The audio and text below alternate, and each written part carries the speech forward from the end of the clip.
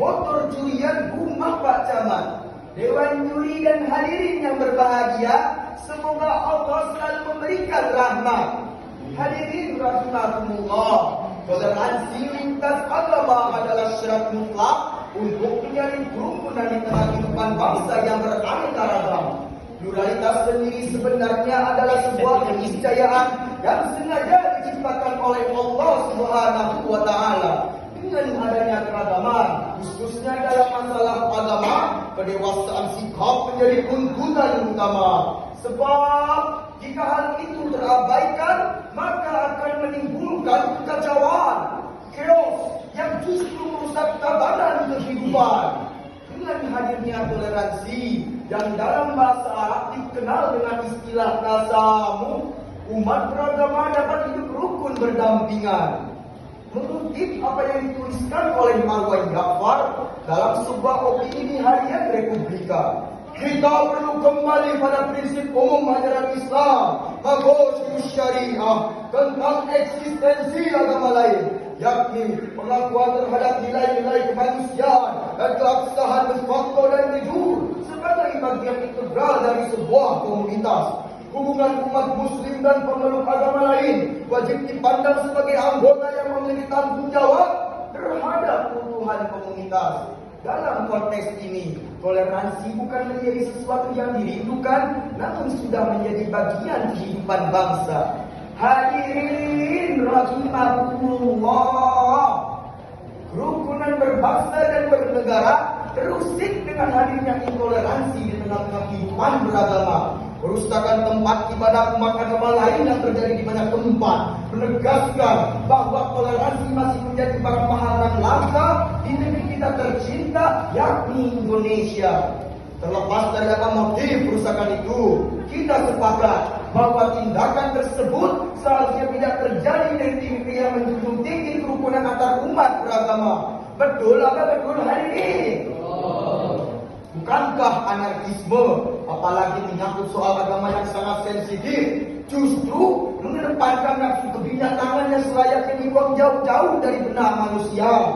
Sepertinya kita perlu melirik falsafah yang konon milik suku Bali.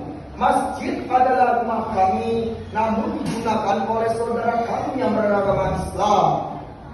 Ungkapan tersebut menggambarkan bahwa toleransi telah menjadi kehidupan sehari-hari dalam kehidupan mereka. Tidak ada sikap saling mencurigai, apalagi saling mengintimidasi. Justru yang hadir di tengah-tengah kehidupan adalah kenyamanan dalam keberagaman. Inilah yang dalam istilah psikologi disebut get comfortable in paradox. Sebuah kondisi jiwa yang mampu merasakan ketentraman, kenyamanan di tengah-tengah paradoksal kehidupan. Berangkat dari paparan singkat yang saya sampaikan kepada seluruh jamaah, izinkanlah saya membawakan pidato dengan judul Toleransi Lintas Agama dalam Membangun Masyarakat Indonesia yang Harmonis dan Bersahaja dengan landasan Al-Quran, Surat Al-Hujurat ayat 13. A'udzu billahi minasyaitonir rajim. Ya ayyuhan nas inna khalaqnakum min dzakarin wa unsa وجعلناكم شعوبا وقبائل لتعارفوا إن أكرمكم عند الله أتقاكم إن الله عليم خبير. Sadaqallahul Azim. Dewan juri yang saya hormati dan juga yang saya sedari, hadirin sebangsa dan setanah air yang saya banggakan dan juga yang saya cintai dari dalam lubuk hati yang paling tinggi.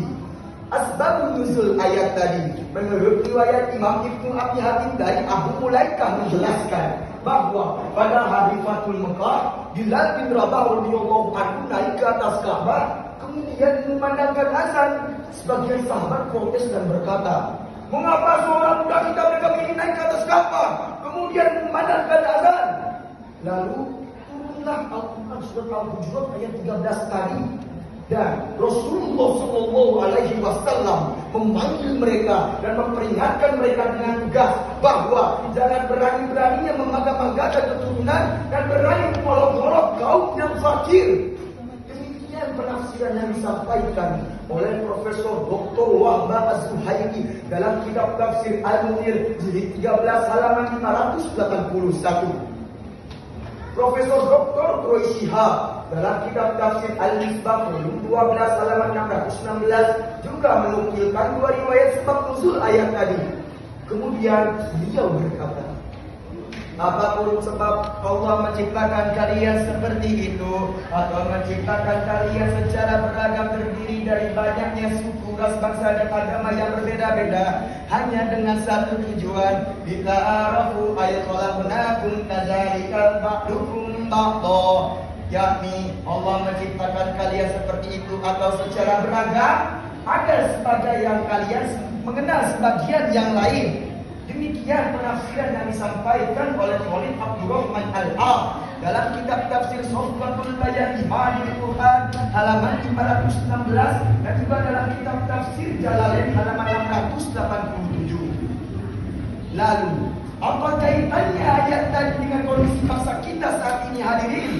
Alhamdulillah, kita patut bersyukur bahwasanya masih banyaknya masyarakat Indonesia yang mampu menjaga persatuan dan kesatuan di negeri kita tercinta.